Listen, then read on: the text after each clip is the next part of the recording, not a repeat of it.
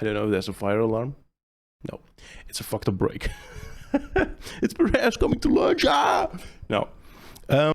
Hey, what's up, boys? Welcome to the first episode of Talking Over Things with Heelke. I'm Heelke, as you may have guessed, and we are going to talk over the Singapore Grand Prix, or well, me more so than you. It's 3 hours from the race, and Liberty Media seems to have gotten a hold of what foreshadowing means. Because Thursday at the drivers' wrap, seeing as how Ricciardo was talking about knowing his work, his job, his industry, and how he wanted to perform, which is, something they usually do. That being said, spoiler alert, he's going out in Q1, so maybe not the best way to go out. But, it is what it is. Before we get to the qualifying practice. It wasn't that eventful of a practice, I would say, personally. Alonso kept the car out of the wall with a very fast twist, which elected a response from the pit wall asking if he meant to press the pit button, and I found that very funny because he said, with this car I have to press all the buttons if I if I try to not crash. Then at the third free practice, a lizard showed up on track and he was removed. Took a while. Red flag, obviously. Now mom, I'm going for pole. After the lizard was removed and the free practice was concluded, it was time for qualifying. Obviously, always a fun event. Both of the Saubers, it's almost like like they're doing it on purpose. But 19th and 20th, it's sad. It's also sad to hear Audi already saying, like, I don't know, I should probably look that up first. All right, I should probably look that up first. Okay, so let's not say that they're saying anything different than the last thing that I can find right now while I'm already balls deep in this video. That is Sauber saying Audi's F1 2026 plans not in jeopardy despite how they're doing. That's the most recent that I found. Why is my thing showing up? Can I hide that? Give me 1 sec. All right. We're in a very, very high-tech studio. We're in a very high-tech studio, so I had to do some very studio things. So, where was I? Okay, so Audi, I do want to add something, namely that since the start, there's been rumors that they will not join.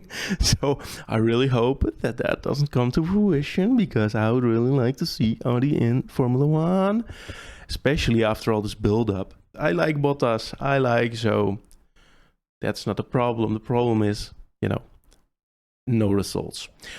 Let's not get this sidetracked. We are just at the start of Q1, and I don't have all day because I have to watch a Formula One race. That's what this video is about, guys.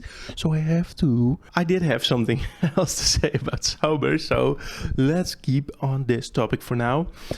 Please don't take Colapinto. Please. Colapinto did a great job last week. Fowles is talking about how he wants Colapinto to be in a seat.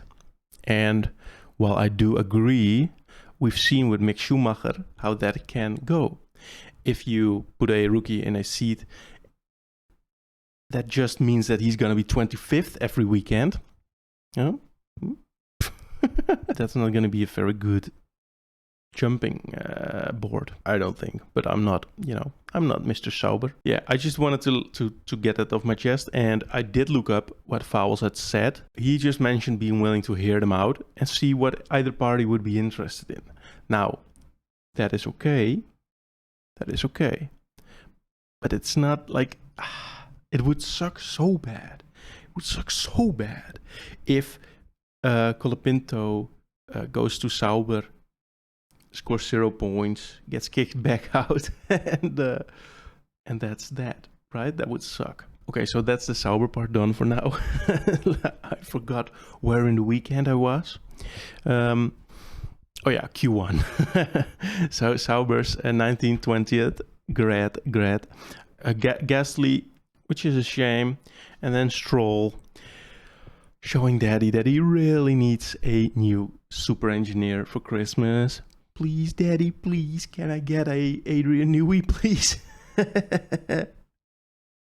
And as I spoiled before, Ricciardo as the last one going out in this session. That's a shame. That's a shame, boys, because he's probably going out of the car, and that sucks. I do like Ricciardo. Q2 then. McLaren still going well. They were first and third, I think, in Q1. I don't know. Tsunoda and Hulkenberg still going well. Max sliding right off a curve and almost crashing, but he doesn't. His time does get deleted. But just from the start, every weekend has been so wild lately, and it's great. Like last year was not very wild, but was legendary for Max, and I'm a Max Verstappen fan. I'm a Dutch boy, you know. But I do like seeing others do well. I like the racing going well. That is very important to me. Racing going well. And, you know, it can be hard racing. Both Williams do go out at this point, but Colapinto is only 7 thousandths off of Albon, which is pretty good for a second race, right? It's very good. Okay, so I was watching very intently at this point because I knew that I wanted to talk about this. So I thought I have to pay extra attention. So I was paying close attention, and these fuckers from the FIA, wait, they're gonna knock down my door right now. They're gonna make me do so much community service. But no, I completely forgot what I was saying. Yeah, okay. Oh, I just completely lost track of my own script. Max's time was deleted, so he has to set a new time, or he will be out. That's something that you probably know if you're watching a Formula 1 video.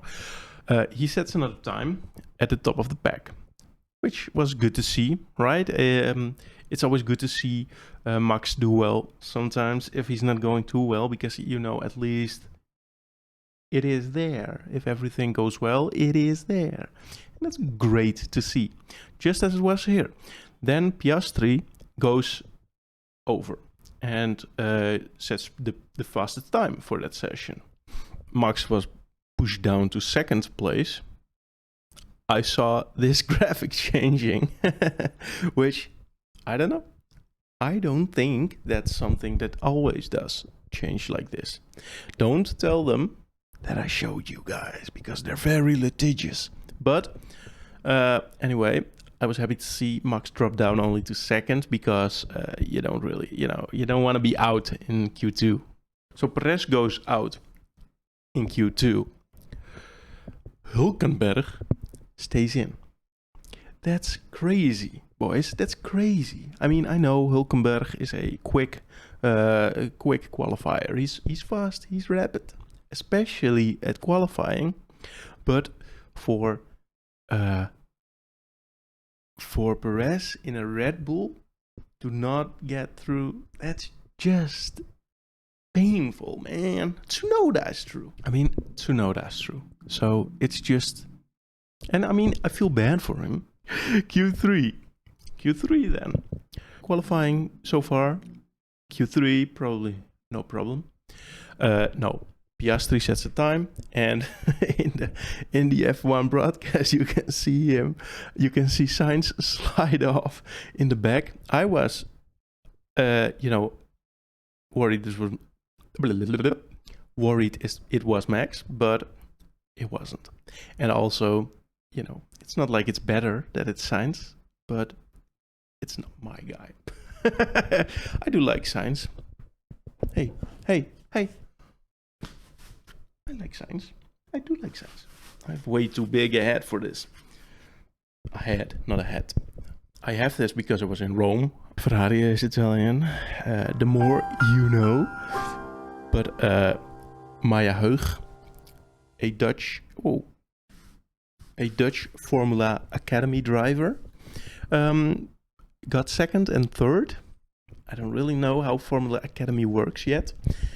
I might, now that I'm talking about it like this, I might watch it a little more. But Maya Heug, Dutch woman. Maya Veug. Not Maya Heug. Maya Veug. My apologies. I'm very sorry. I didn't know the name. But I recognized her from a Dutch television program about racing where she was. I was like, fuck, is she in Formula Academy? That's fun. So, I stayed to watch the qualifying and I got my Ferrari hat out for the occasion. Not for Sainz crashing, because that would be mean as frick, boys. Can we say frick? I mean, the FIA is probably not very concerned what Talking Over Things with Heelke, the YouTube channel, is doing, but... So, where was I? Q3. Piastri sets a time. Yes. Sainz slides into the wall. Yes. Max then takes provisional pole and gets his lap time deleted. That's how it goes, boys. That's how it goes. I didn't know really what the reaction was going to be. Like, I didn't know if there was going to be like a penalty. It's really hard to judge these things because you don't really see, I mean, the FIA will and Max will and every person in Red Bull Racing will, but you can't really judge how close or not close to the flags he was when there is a red flag. Oh, I'm getting a notification for the race starting in 30 minutes. I know, I'm finishing up Q3. Come on, boys. But when there's a red flag in Q3, I kinda like it. I don't know about you, and I don't know if other people do like this, but I kind of do. I like it when the drivers have to go only one time, make it or break it, and well, I love it. It's a one lap shootout, baby. So there were 8 minutes on the clock, and even though there were only 8 minutes on the clock, still people didn't go out. People just stayed in because they want to be out. They don't want to be out in front. If something goes wrong during that one run, then, you're just fucked. And you can't really do anything about that. And that is something that I don't like, because if it goes wrong and you didn't have any say in it, anything to do with it, then it does suck a little bit. Max went out as the last person, and I wonder, because I don't know, because he did want to make up track position in the first loop around the lap. I would guess, hearing people complain about the tires, I would guess that Max wanted to have the tire warmers on for as long as he could manage. I do wonder if that's the case, if he wanted to manage if he wanted to keep his tires nice and warm. Piastri was the only one to set a time at the start of Q3. He then goes again, sets a better time, which is great. Very good. And then he goes to the second place, because Norris takes first. Both Mercedes lock out the second row, and Max goes second. That's gonna be great. I mean, by now it's only 30 minutes, and I look forward to it very much, because Norris Verstappen is quickly coming to be my favorite starting position, because Max usually makes up points or positions during the first part of the race, first lap of the race especially, and Norris usually doesn't. I will now go to watch the Grand Prix. Right, welcome back, boys, or welcome back to myself, I guess, because you guys probably didn't go So the first thing that I wrote down is that I thought Laura Winter was going to be commenting on the race, because I thought I'd heard her say that. Now, I might have misheard. I probably did miss her because, she wasn't there. That is to say, I only got Sky F1 commentary at first, which I don't particularly like. So only in lap 40 I found out that I just couldn't do it through AirPlay, and I had to connect my computer to the TV, which kind of sucks. But, at least I got Coulthard, Palmer, and Jakes.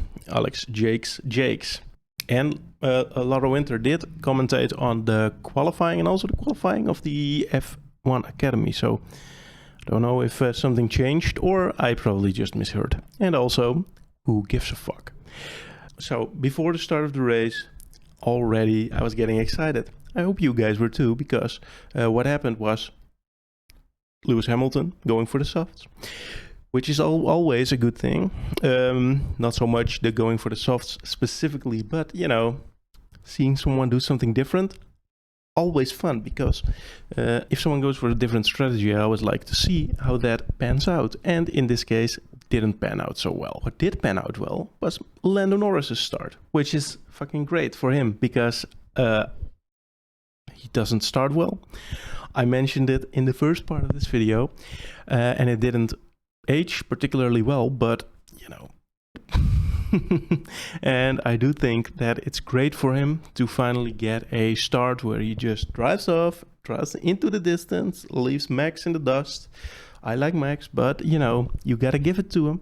If he wants to become a world champion, he's gonna have to have more of these starts. So, yeah, so fair play to him for actually sounding very confident, because at some point, I think it was like lap 8 or something, and his engineer came on the radio and asked for how his pace was. And he said about 6 out of 10, and his engineer asked him to turn it up and pull away from Max, and he did.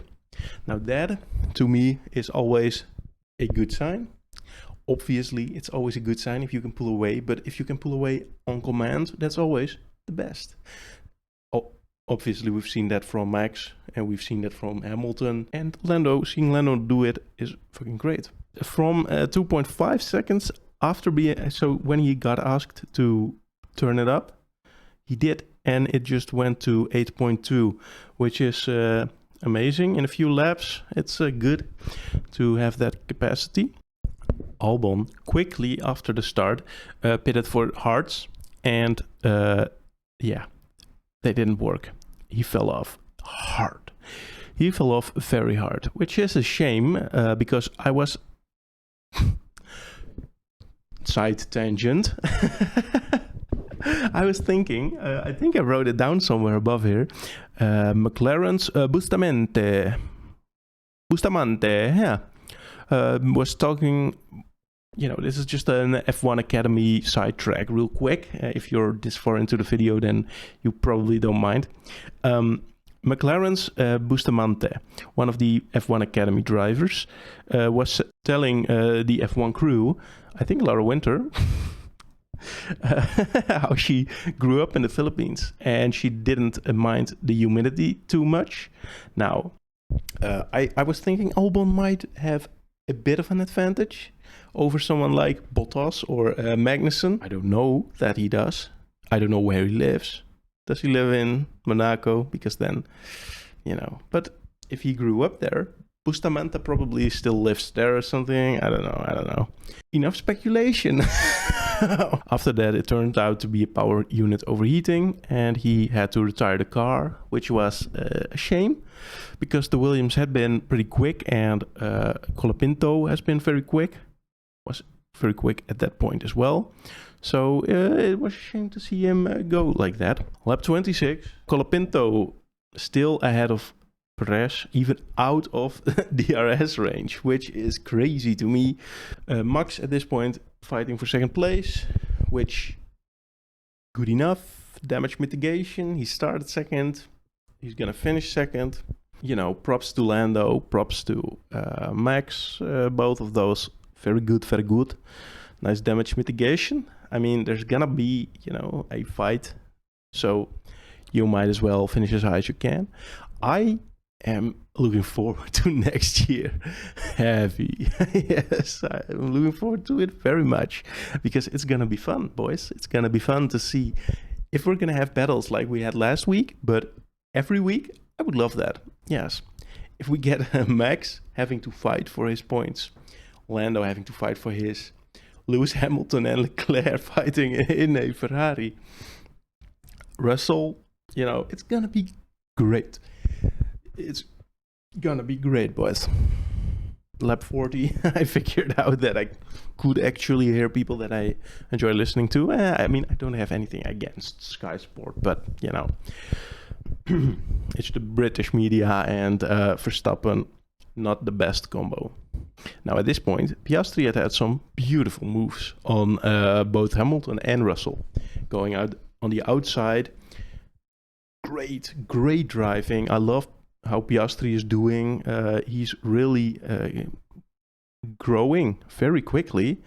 Next year might be a big problem because you can't write how much fun it's gonna be for Piastri to be managed by Mark Webber and then having the best car. I hope they will next year. I mean, because it will just be fun to continue like this. Perez threw a late lunch at the Heelke, and Colapinto came very close to scoring more points. Now, if that lunch had gone wrong, then I think Helmut Marko would have killed Perez, or the move would have killed Helmut Marko. Either or. There's no other outcome there. Helmut Marko would take the plane, or he's already there. I don't know, but he would definitely kill him. if Perez on lap 60 or something, just to pass Hülkenberg, he goes into the wall. That would be very funny. It would suck, but it would be so funny. Good going. There was a funny moment with Lando getting two fastest laps in a row, and then being told by his engineer to please keep it cool. Take a drink. Take it easy. I don't know if there's a fire alarm. No, it's a fucked up break. It's Perez coming to lunch. Ah! No. Norris at this point was 29 seconds ahead of Verstappen and being told that he should take it easy because he was brushing the wall, which is both cool and also very dangerous because Zach Brown might not kill him because it's his dad, but also he's not going to be happy if that happens. Lando did want that fastest lap, and I think it's very funny how he didn't get it, because Ricciardo, who finished 18th out of 18, takes the fastest lap on lap 60. He pitted for it because he couldn't fall back any further, which is, seeing how my script starts with the driver rep, right? I do think that it's very, very, very sad that the weekend starts because I think it's the first guy you see when you open that video. Don't know for sure, but I think so. So I'm just gonna say it because he's definitely in there and it's like 8 minutes long. So, just watch it if you want to. But he's talking about how he knows that he has to perform or otherwise he's out. And Q1, 18th out of 18. Painful. But we'll see. Maybe Liam Lawson goes in. Otherwise, pretty funny that he took away his the fastest lap from Lando Norris as his last official act within the Formula One racing community. Okay. Okay. Well, that's all I've got for this summary of the Singapore Grand Prix. I hope you enjoyed. I definitely have a lot to learn here because, I wanted to do this for a long time, but I keep messing it up.